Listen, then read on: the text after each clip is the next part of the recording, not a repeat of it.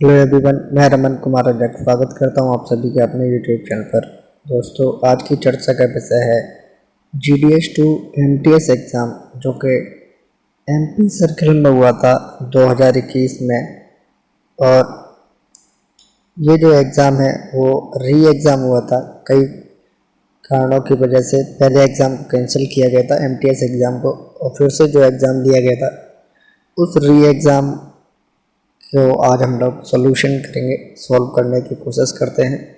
और ये जो एग्ज़ाम है वो 2021 का है और MP सर्किल का री एग्ज़ाम का पेपर है MTS एग्ज़ाम का। तो सबसे पहले जानते हैं आज का पहला प्रश्न है, working hours of a post office are fixed by, कि जो डाकघर का काम करने का जो समय है, कामकाज का जो समय है, उसको कौन निर्धारित करता है और किन के द्वारा ये जो घंटे हैं उन्हें तय किया जाता है, ये पूछा गया है। तो सामान्यतः वर्किंग आवर्स को, पोस्ट ऑफिस के जो वर्किंग आवर्स हैं, डाकघर का जो कामकाज का समय है या कार्य करने का जो भी समय है, उनको हेड ऑफ द सर्किल के द्वारा फिक्स किया जाता है। और हेड ऑफ द सर्किल को हम लोग CPMG यानी कि चीफ पोस्ट मास्टर जनरल भी कहते हैं। तो इस प्रश्न का सही आंसर होगा वो होगा ऑप्शन नंबर डी, क्योंकि इसमें ऑप्शंस में ना तो HOC head of the circle दिया हुआ है कहीं भी, और ना ही इसमें CPMG दिया हुआ है। तो इस प्रश्न का सही आंसर होगा वो होगा ऑप्शन नंबर डी, CPMG, या ऑप्शंस के अकॉर्डिंग कहें तो none of the above. Question number दो में पूछा गया है कि licence for use of franking machine is renewed by. जो फ्रैंकिंग मशीन होती है ये एक स्टाम्पिंग मशीन होती है, और इसके लिए जो भी इसको लेना चाहता है वो सबसे पहले एक लाइसेंस लेते हैं और उसका जो फीस चार्जेस है वो देते हैं। और जो लाइसेंस है वो वैलिड रहता है मैक्सिमम 5 साल के लिए, और फिर उसे रिन्यू करवाना होता है। तो रिन्यू के बारे में पूछा गया है कि फ्रैंकिंग मशीन के लाइसेंस को कौन रिन्यू करता है। जैसे ही आपका लाइसेंस 5 साल के बाद में एक्सपायर्ड होता है, उसके बाद में उसे ऑटोमेटिक रूप से रिन्यू करवाना होता है, या आप एप्लीकेशन देकर भी उसे रिन्यू करवा सकते हैं। तो रिन्यू करने का जो अथॉरिटी है वो head of the postal division के पास में है, यानी कि ऑप्शन नंबर डी होगा इस प्रश्न के लिए सही आंसर। डाक मंडल प्रमुख लाइसेंस जो कि फ्रैंकिंग मशीन का होता है उसे रिन्यू करने की अथॉरिटी उन्हीं के पास में होती है। क्वेश्चन नंबर 3 में पूछा गया है कि a commission of what percentage is permitted on the value of franks used to be franking machine licence holder.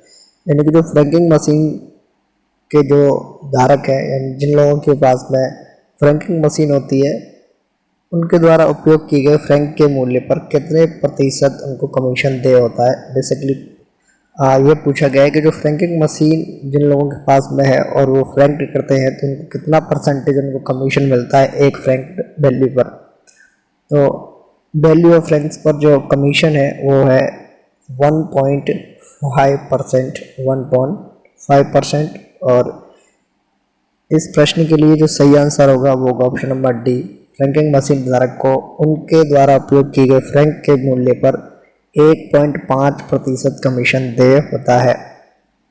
Next question number 4 में पूछा गया कि normally all types of postal business is transaction by, यानी कि जो सामान्यतः सभी प्रकार के जो व्यवसाय है उनको किन किन ऑफिसेज में किया जा सकता है। तो नॉर्मली जो सभी प्रकार के पोस्टल बिजनेस हैं वो सब ऑफिस और हेड पोस्ट ऑफिस में ट्रांजेक्टेड किए जा सकते हैं। यानी कि नॉर्मली जो ब्रांच पोस्ट ऑफिस होती हैं, शाखा डाकघर जो होती हैं, जिनके इंचार्ज अधिकारी BPM होते हैं, तो जितने भी ब्रांच ऑफिसेज हैं वहाँ पर कुछ लिमिट्स रहती है ट्रांजेक्शन करने की। डिपॉजिट की भी लिमिट होती है वहाँ पर, और उसी के साथ साथ विड्रॉल की भी लिमिट होती है, और कई तरीके की जो लिमिट्स हैं वो शाखा डाकघरों के लिए होती हैं। बुकिंग पर भी उनके लिए जब मेल्स की बुकिंग करते हैं तो उस पर भी लिमिट्स होती हैं। तो नॉर्मली सभी प्रकार के जो ट्रांजेक्शन्स हैं वो सब ऑफिस और हेड ऑफिसेज में किए जाते हैं। इसलिए इस प्रश्न का जो सही आंसर होगा वो होगा option number D,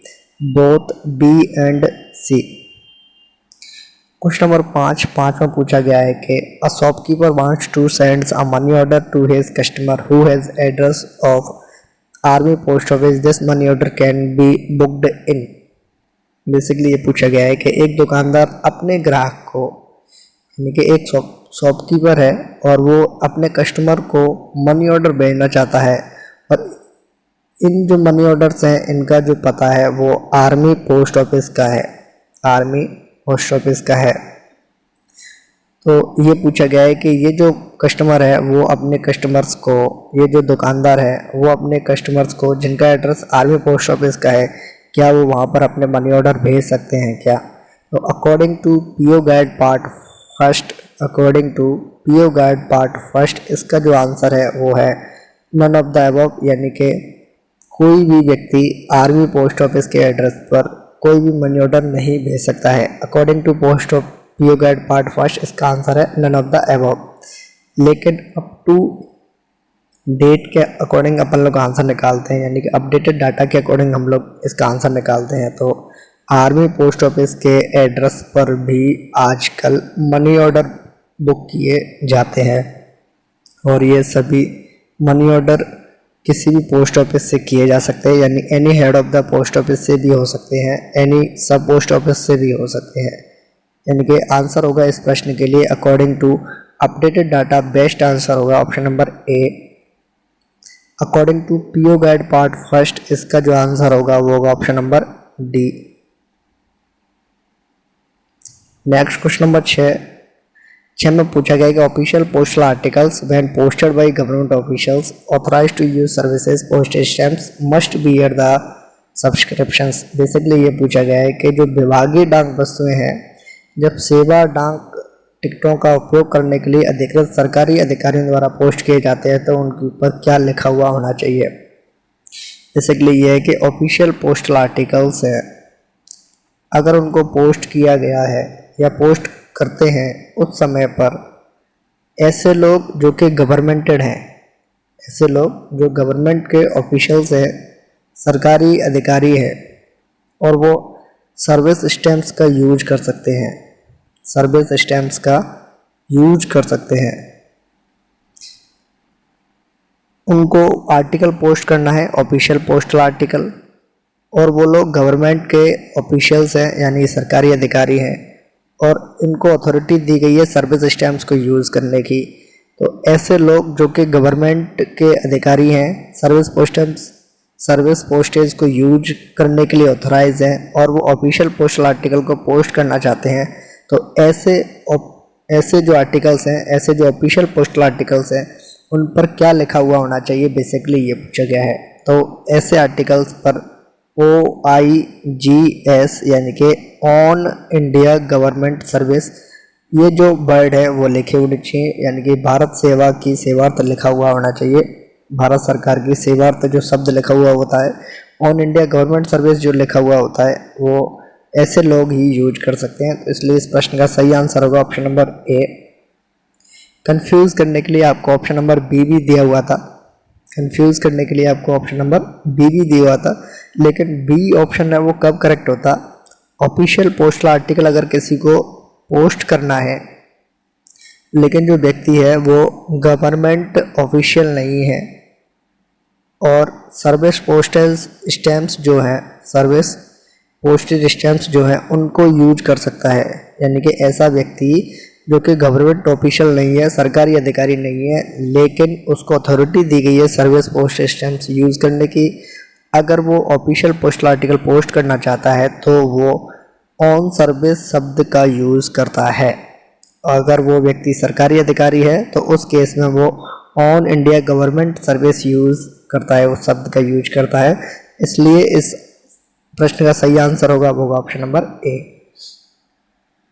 question number 7 में पूछा गया कि while prepaying postage charges by using stamps the public are advised to use the number of stamps. Basically ये कि डाक टिकटों का उपयोग करके डाक शुल्क का पूर्व भुगतान करते समय जनता को सलाह दी जाती है कि वे टिकटों की संख्या का उपयोग करें। बेसिकली ये पूछा गया है कि अगर किसी व्यक्ति को अपनी डाक पोस्ट करनी है और वो स्टैम्प्स यूज़ करना चाहता है, पोस्टेज स्टैम्प्स पर लगाना चाहता है, चिपकाना चाहता है, तो वो कितनी संख्या में टिकट लगाए, यानी कि कम संख्या में टिकट लगाए या ज़्यादा संख्या की टिकट्स लगाए, ये पूछा गया है।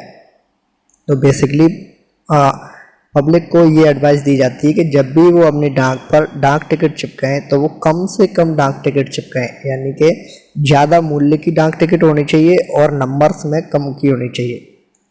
यानी कि अगर किसी को 25 रुपये की डाक टिकट चिपकानी है तो उनको सलाह दी जाती है कि या तो वो 25 रुपये की स्टैम्प्स यूज़ करे, या वो 20+5 मैक्सिमम यूज़ करे, या फिर वो 10+10+5 भी यूज कर सकते हैं। लेकिन उनको ये सलाह नहीं दी जाती है कि वो 1-1 रुपये की 25 टिकट यूज़ करके उसका जो भी जगह है लिफाफे पर उसको पूरा फिल कर दें।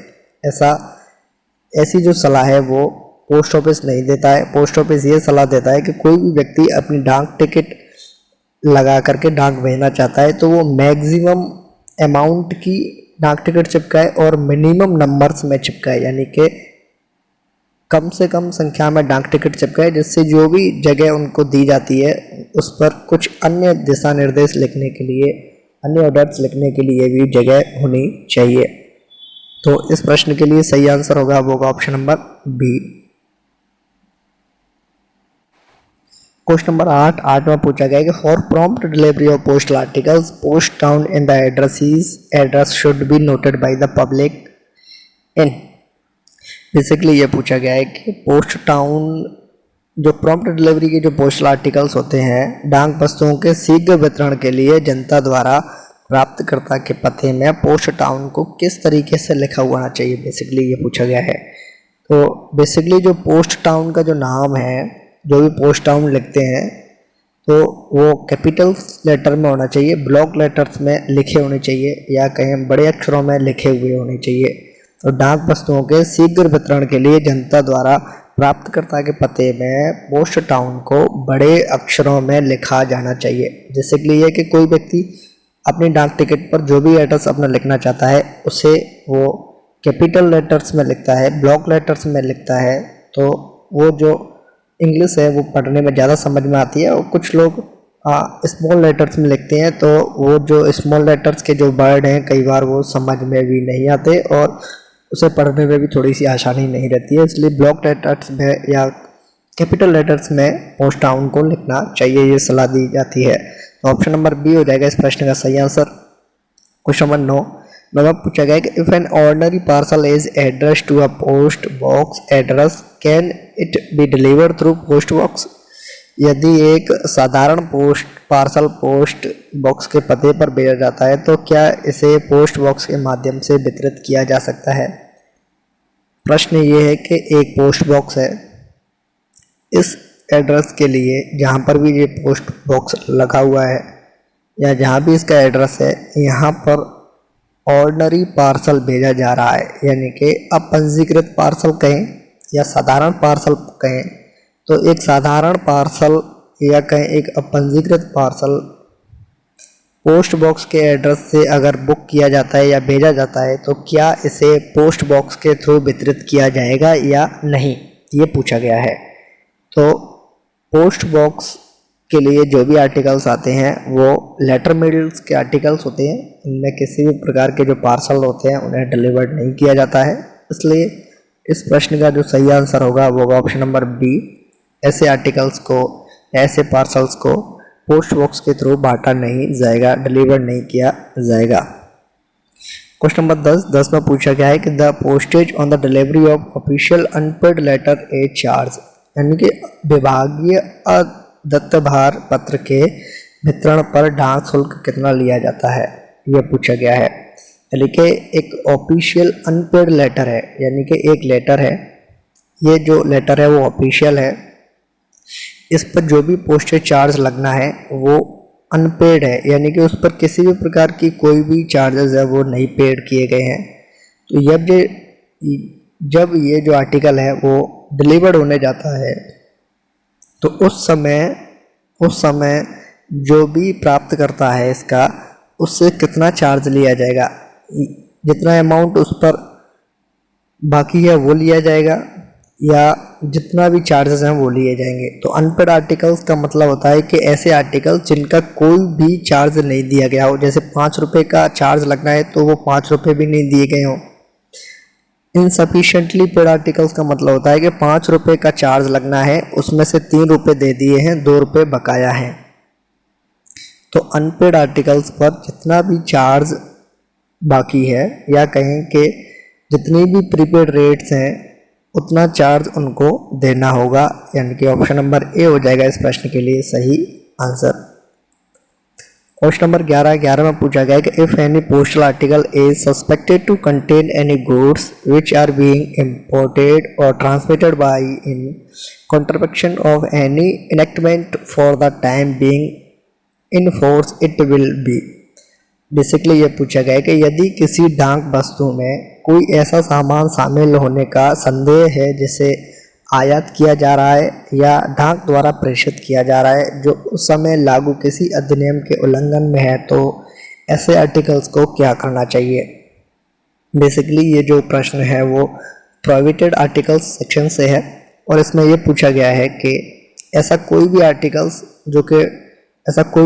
जो कि पोस्ट ऑफिस के द्वारा उसे ट्रांसमिट किया जा रहा है या ऐसे आर्टिकल्स को कहीं से आयात किया जा रहा है, इंपोर्ट किया जा रहा है, लेकिन ये जो आर्टिकल्स है ऐसा लग रहा है किसी को कि ये जो आर्टिकल है वो किसी भी नियम का उल्लंघन करता है, यानी कि किसी भी नियम को ये फॉलो नहीं कर रहा है। ऐसा कोई आर्टिकल्स जो कि इंपोर्ट किया जा रहा है या ट्रांसमिट किया जा रहा है और ऐसा लग रहा है कि ये उस समय जो भी नियम्स हैं उनके रूल्स को आगे फॉलो नहीं कर रहा है, तो ऐसे आर्टिकल्स का क्या करना चाहिए। बेसिकली ऐसे आर्टिकल्स को क्या किया जाता है कि आगे फॉरवर्ड कर दिया जाता है, लेकिन उस पर एक शब्द लिखा जाता है और वो जो शब्द है वो है डाउटफुल। ये जो रिमार्क है, ये जो शब्द है, इसको लिख करके जहाँ भी इसको जाना होता है वहाँ इसको फर्दर आगे भेज दिया जाता है। अगर ऐसे आर्टिकल्स पर आपको संदेह है फिर भी आप भेजते हैं, और कहाँ पर भेजते हैं, जहाँ इसका पता है, गंतव्य स्थान है, वहाँ भेजते हैं, तो क्या ये सही है? हाँ, ये बिल्कुल सही है। डाउटफुल लिख करके इसे आगे भेज सकते हैं, लेकिन आगे इस पर जो जिम्मेदारी है वो एक जिम्मेदारी बनती है। वो जिम्मेदारी ये है कि इसकी जो सूचना है वो लिखित में पोस्टमास्टर यानी कि जो पोस्टमास्टर है उस एसओ का, वो हेड ऑफ द सर्किल के लिए ये जो सूचना है वो पहुंचाए। हेड ऑफ द सर्किल के निगाह में भी ये सूचना होनी चाहिए कि ऐसे आर्टिकल्स को आगे फॉरवर्ड किया गया है। इस प्रश्न के लिए सही आंसर होगा ऑप्शन नंबर बी। डाउटफुल लिख करके उसे ऑफिस ऑफ डेस्टिनेशन के लिए भेज दिया जाता है और फर्दर ये सूचनाएं वो हेड ऑफ द सर्किल के लिए दे दी जाती है कि ऐसे आर्टिकल्स को आगे फॉरवर्ड किया गया है। नेक्स्ट क्वेश्चन नंबर 12 में पूछा गया है कि if a postmaster has good reason to suspect that the contents of any postal articles are likely to injure the mails or harm the person of anyone engaged in the postal service, he or she will।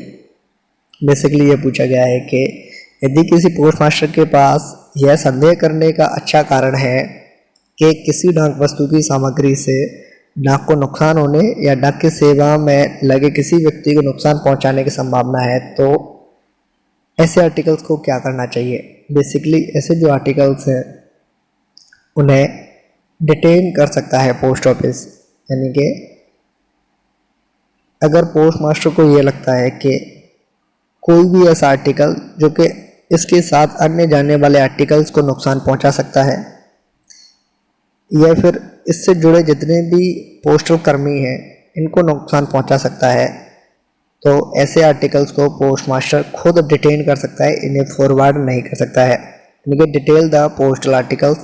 इस प्रश्न का सही answer होगा वो option number C. Question number 13 में पूछा गया है कि whether the special registration envelopes provided by the post office can be used for the transmission of unregistered postal articles.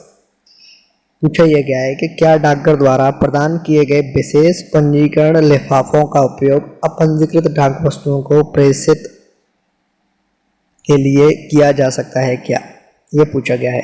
तो स्पेशल रजिस्ट्रेशन के जो एनवेलप्स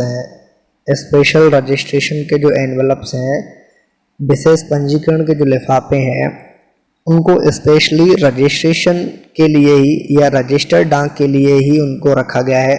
उनमें किसी भी प्रकार की अनरजिस्टर्ड डाक अपंजीकृत आर्टिकल्स को नहीं भेजा जा सकता है। तो इसलिए इस प्रश्न का सही आंसर होगा वो option number B. Next question number 14 में है कि the manufacturer and use of exclusive postage stamps for any purpose whatsoever is prohibited and is an offence punishable under section of the Indian penal code.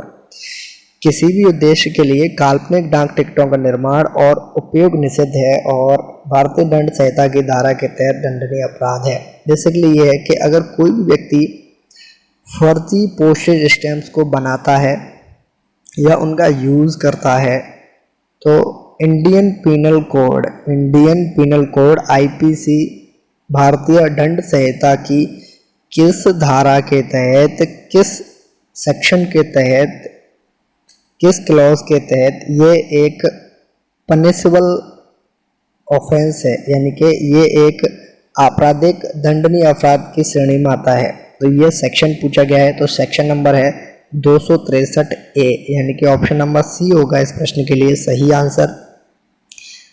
एक circle में पूछा गया था, आपको सब कुछ दिया हुआ था और ये जो शब्द है ऑफेंस पनिशेबल, यहाँ पर आपको ब्लैंक छोड़ा गया था, तो इसको भी याद रखेंगे। ये एक दंडनीय अपराध है, ऑफेंस पनिशेबल है, इसको भी आप लोग याद रखेंगे और इंडियन पिनल कोड को भी याद रखेंगे। और सेक्शन है 263 का सेक्शन नंबर ए, 263 ए, यानी कि ऑप्शन नंबर सी हो जाएगा इस प्रश्न के लिए सही आंसर। नेक्स्ट क्वेश्चन नंबर 15 में पूछा गया कि post is required for an ordinary book post weighing 280 gram posted at Bhopal and address to Mumbai will be, यानी कि एक बुक पोस्ट है जो कि भोपाल से प्रेषित की गई है और मुंबई में इसे डिलीवर्ड होना है। और यह पूछा गया है कि इस बुक पोस्ट का वजन 280 ग्राम है, तो इस पर कितना चार्ज कस्टमर को देना होगा या कितनी पोस्टेज इस पर रिक्वायर्ड होगी, ये पूछा गया है। तो 280 ग्राम की जो बुक पोस्ट है उस पर रूलिंग है कि फर्स्ट 50 ग्राम का जो चार्ज है वो है 4 रुपये। नेक्स्ट जितनी भी 50 ग्राम्स हैं उसका जो चार्ज है वो है 3 रुपये। तो इसके अकॉर्डिंग 280 ग्राम को हम लोग लिखते हैं 50, 100 ग्राम, 150 ग्राम, 200 ग्राम, 250 ग्राम और 280 ग्राम। गॉटेड। पहले 50 ग्राम, 50 100 ग्राम, 100 200 ग्राम, 250 ग्राम और 280 ग्राम, ये हो गया टोटल इसका वजन। इस 50 ग्राम के लिए लिए जाएंगे 4 रुपये, इसके लिए लिए जाएंगे 3 रुपये, इसके लिए लिए जाएंगे 3 रुपये, इसके लिए लिए जाएंगे 3 रुपये, इसके लिए लिए जाएंगे 3 रुपये और इसके लिए भी लिए जाएंगे 3 रुपये। टोटल हो गया 4, 7, 10, 13, 16 और 19, टोटल 19 रुपये आपसे इसलिए लिए जाएंगे कि 280 ग्राम का जो बुक पोस्ट है उस पर 19 रुपये आपसे लिए जाएंगे। तो ऑप्शन नंबर ए हो जाएगा इस प्रश्न के लिए सही आंसर। 280 ग्राम की बुक पोस्ट को अगर आपको कहीं भी भेजना होता है, बेसिकली बुक पोस्ट में एड्रेस नहीं चलता है कि कहाँ से कहाँ जाना है, उसमें सिंपली वेट काम करता है। तो 280 ग्राम की जो बुक पोस्ट हो, चाहे वो कहीं से कहीं पर भी जानी हो, उस पर 19 रुपये ही लगेंगे, 19 रुपये ही लगेंगे, इसलिए ऑप्शन नंबर ए हो जाएगा इस प्रश्न का सही आंसर। क्वेश्चन नंबर 16 में पूछा गया कि a joint saving bank account can be open by maximum adults. Basically ये है कि पोस्ट ऑफिस का जो सेविंग अकाउंट है, जैसे POSA कहते हैं, पोस्ट ऑफिस का जो सेविंग अकाउंट है ये सिंगल भी खोला जा सकता है और इसे जॉइंट में भी खोला जा सकता है। जॉइंट में 2 लोग मिलकर के इस खाते को खुलवा सकते हैं, यानी कि 2 अडल्ट व्यक्ति मिलकर के इस खाते को खुलवा सकते हैं, इसलिए इस प्रश्न के लिए सही आंसर होगा वो option number A. Question number 17 में पूछा गया कि which of the following mail types of a department of post is least expensive. निम्नलिखित में से डाक विभाग की ऐसी कौन सी सेवा है जो सबसे कम खर्चीली है। बेसिकली ये कि जो पार्सल होता है, पार्सल अगर 500 ग्राम का जो पार्सल है, 500 ग्राम का जो पार्सल है, मिनिमम 500 ग्राम के पार्सल पर 19 रुपये चार्ज देने होते हैं। वहीं बात करें बुक पोस्ट की, तो बुक पोस्ट पर 50 ग्राम के लिए 4 रुपये देने होते हैं। वहीं बात करें लेटर की, तो लेटर में 20 ग्राम के लिए 5 रुपये देने होते हैं। वहीं बात करें रजिस्टर्ड न्यूज़पेपर की, तो रजिस्टर्ड न्यूज़पेपर में 50 ग्राम पर सिर्फ 25 पैसे ही देने होते हैं, सिर्फ 25 पैसे ही देने होते हैं। पार्सल अगर 500 ग्राम का है तो 19 रुपये देने हैं। 50 ग्राम का अगर बुक पोस्ट है तो 4 रुपये देने हैं। लेटर अगर 20 ग्राम का है तो 5 रुपये देने हैं। और 50 ग्राम का रजिस्टर्ड न्यूज़पेपर है तो मिनिमम 25 रुपये देने होते हैं। बेसिकली आपको सिंपली क्या करना है, आप इस वजन में इस पैसे का जब आप डिवाइड करोगे, इस पैसे का यानी कि इस वजन में ये जो वजन्स हैं इनमें अगर आप इस पैसे का डिवाइड करोगे, या फिर आप उल्टा डिवाइड भी कर सकते हो, यानी कि अगर इसका डिवाइड करोगे तो 1 रुपये का वजन निकलेगा कि 1 रुपये में कितना वजन भेज सकते हैं। यहाँ से डिवाइड करोगे तो ये पता चलेगा कि 1 ग्राम पर कितना रुपया लगेगा। तो सिंपली ये जो देखने पर जो लग रहा है वो ये लग रहा है कि रजिस्टर्ड न्यूज़पेपर पर सबसे कम चार्ज लिया जा रहा है। तो इस प्रश्न का जो सही आंसर है वो होगा option number D. Next question number 18 में है कि प्रीमियम अंडर प्रधानमंत्री जीवन ज्योति बीमा योजना इज, प्रधानमंत्री जीवन ज्योति बीमा योजना के तहत कितना प्रीमियम जमा करवाना होता है। तो PMJJBY प्रधानमंत्री जीवन ज्योति बीमा योजना के तहत न्यूनतम 330 रुपये पर मंथ जमा करवाए जाते हैं, यानी कि ऑप्शन नंबर ए हो जाएगा इस प्रश्न के लिए सही आंसर। नेक्स्ट क्वेश्चन नंबर 19 में है what is the maximum amount of COD cash on delivery in relation to a speed post. Speed post के संबंध में COD की अधिकतम राशि कितनी है। तो स्पीड पोस्ट के संबंध में कैश ऑन डिलीवरी मैक्सिमम 50,000 रुपये तक भेजी जा सकती है, इसलिए इस प्रश्न का सही आंसर होगा वो होगा option number B. Question number 20 में है कि lockup period of a national saving certificate account is, राष्ट्रीय बचत पत्र खाते के जो लॉकअप पीरियड है वो क्या है। तो राष्ट्रीय बचत प्रमाण पत्र के खाते की जो लॉकअप अवधि है, या कहें कि मैच्योरिटी कब मिलती है NSE अकाउंट्स की, NSE अकाउंट्स का जो मैच्योरिटी टाइम है, परिपक्वता की जो अवधि है वो है 5 वर्ष, यानी कि ऑप्शन नंबर सी हो जाएगा इस प्रश्न का सही आंसर। क्वेश्चन नंबर 21 में पूछा गया है कि when was rural postal life insurance introduce, भारतीय डाक जीवन बीमा को कब इंट्रोड्यूस किया गया था। तो भारतीय डाक जीवन बीमा को 24 मार्च 1995 में इंट्रोड्यूस किया गया था, ऑप्शन नंबर ए हो जाएगा इस प्रश्न का सही आंसर। नेक्स्ट क्वेश्चन नंबर 22 में पूछा गया है कि मेल ऑफिस के प्रत्येक सेट के होते हैं। Each set of a mail office has different working hours, mail office के जितने भी सेट होते हैं उन सभी का जो टाइमिंग होता है वो सभी की डिफरेंट होती है, इसलिए इस प्रश्न का सही आंसर होगा वो होगा option number B. Question number 23 में पूछा गया है कि late letters are, late letters कौन से होते हैं, विलंबित पत्र कौन से होते हैं। बेसिकली ये होता है कि सुबह से लेकर के शाम या शाम से लेकर के सुबह, यानी कि जो भी बुकिंग का समय है, जो भी बुकिंग का जो भी समय है, इस समय के बीच में जो भी लोग आते हैं उनसे चार्ज नॉर्मली लिए जाते हैं। एक टाइम रखा गया है लेट फीस के लिए, यानी कि थोड़ा सा टाइम रखा गया है कि इस समय के दौरान जो भी लोग आएंगे उनसे लेट फीस ली जाएगी, और ऐसे आर्टिकल्स को लेट लेटर्स बोलते हैं। इनसे लेट फीस लेकर के और जो भी चार्जेस थे उनमें एक्स्ट्रा लेट फीस जोड़ करके ऐड करके इन आर्टिकल्स को सेम डे ले लिया जाता है, यानी कि सेम डे डिस्पैच हो जाते हैं। वहीं कुछ ऐसे आर्टिकल्स होते हैं जिनको लेट टाइम के बाद में, यानी कुछ एक्सटेंडेड टाइम के बाद भी लिया जाता है, इनसे भी लेट फीस ली जाती है, और ऐसे आर्टिकल्स को फर्दर जो भी नेक्स्ट डिस्पैच होती है वहाँ के लिए डिटेन किया जाता है, यानी कि इनको अगली बार जब भी डिस्पैच किए जाएंगे आर्टिकल्स तब तक के लिए रोका जाता है। तो बेसिकली जो लेट लेटर्स होते हैं उन्हें डिस्पैच किया जाता है नॉर्मल डिस्पैच के साथ में, तो ऑप्शन नंबर ए हो जाएगा इस प्रश्न के लिए सही आंसर। क्वेश्चन नंबर 24 में पूछा गया है कि a domestic registered parcel can be insured for a maximum value of, एक घरेलू पंजीकृत पार्सल का अधिकतम कितने रुपए तक का बीमा किया जा सकता है।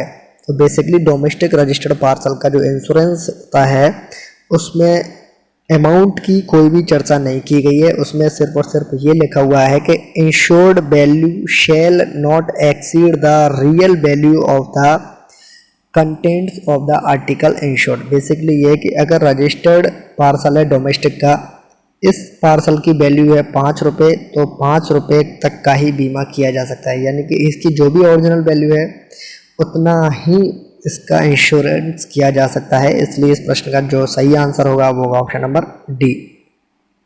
क्वेश्चन नंबर 25 में है कि which of the following services of the department of the post can be used for receiving remittance from foreign countries. विदेश से प्रेषण प्राप्त करने के लिए डाक विभाग की कौन सी सेवा का उपयोग किया जा सकता है। तो विदेश से जो भी पैसा पोस्ट ऑफिस के तहत इंडिया में आता है उस सर्विस को कहते हैं IMTS, और इसका जो पूरा नाम है वो है इंटरनेशनल मनी ट्रांसफ़र सर्विसेज। तो IMTS होगा इसका सही आंसर, ऑप्शन नंबर बी होगा इसका करेक्ट। नेक्स्ट क्वेश्चन नंबर 26 में पूछा गया है कि every post office other than branch post office is identified as. शाखा डाकघरों को छोड़ करके प्रत्येक डाकघर को क्या कहते हैं। तो every post office other than branch post office is identified as unit bag office, यानी कि ऑप्शन नंबर सी हो जाएगा इस प्रश्न के लिए सही आंसर। क्वेश्चन नंबर 27 में पूछा गया है कि अकाउंट ऑफिस ऑफ अ सब पोस्ट ऑफिस इज। एक उप डाकघर का लेखा कार्यालय क्या होता है। तो सब ऑफिस का जो अकाउंट ऑफिस होता है वो होता है एक हेड ऑफिस, यानी कि ऑप्शन नंबर बी हो जाएगा इस प्रश्न का सही आंसर। नेक्स्ट क्वेश्चन नंबर 28 में पूछा गया है कि an article which has been irrationally forwarded by an office to an office other than the office of destination is called a article। Basically इसमें परिभाषा पूछी गई है कि एक डाक वस्तु जिसे किसी कार्यालय द्वारा एक ऐसा आर्टिकल जिसे किसी ऑफिस के द्वारा गंतव्य कार्यालय, यानी कि जहां इस आर्टिकल को पहुंचना था वहां ना पहुंचने की बजाय कई अन्य इस कार्यालय के लिए इसे फॉरवर्ड कर दिया जाता है, तो ऐसे डाक वस्तु को क्या कहते हैं। यानी कि एक आर्टिकल है जिसको यहाँ पहुँचना है, यहाँ पहुँचने के बजाय इसको यहाँ फॉरवर्ड कर दिया जाता है, तो ऐसे आर्टिकल को क्या कहते हैं। तो ऐसे आर्टिकल को सिंपली कहते हैं मिसेंट आर्टिकल। ऑप्शन नंबर ए हो जाएगा इस प्रश्न का सही आंसर। क्वेश्चन नंबर 29 में पूछा गया कि which of the following is not a stationery office of RMS। RMS का पूरा नाम होता है रेलवे मेल सर्विस। RMS की ऐसी कौन सी ऑफिस है जो कि एक स्टेशनरी ऑफिस नहीं है। तो transit mail office, sorting mail office, sub record office, यानी कि transit mail office, sorting mail office और सब रिकॉर्ड ऑफिस एक RMS की स्टेशनरी ऑफिस है, लेकिन जो ट्रांजिट सेक्शंस है वो RMS के स्टेशनरी ऑफिस नहीं होते हैं। इसलिए इस प्रश्न का सही आंसर होगा वो होगा option number C. Question number 30 में है कि unclaimed and refuse articles and article without address और विद अनडिसिफरेबल और incomplete address are dealt with. यानी कि ऐसे आर्टिकल जिन पर दावा भी नहीं किया जा रहा किसी के द्वारा और उन्हें लेने से इनकार किया गया है। दावा ना किए गए और लेने से इनकार किए गए पत्र और बिना पते के या अस्पष्ट या अधूरे पते के पत्र का निपटान कहाँ पर किया जाता है। बेसिकली ऐसे आर्टिकल्स को RLO यानी कि रिटर्न लेटर ऑफिस भेजा जाता है। तो इस प्रश्न के लिए सही आंसर होगा वो होगा ऑप्शन नंबर सी। और इसी के साथ में जो MTS एग्ज़ाम में 30 क्वेश्चन जो कि डिपार्टमेंट से संबंधित थे उनको हम लोगों ने कवर कर लिया है। और इसी नोट पर इस वीडियो को करता हूँ मैं एंड। ये है अंत इस वीडियो का। धन्यवाद।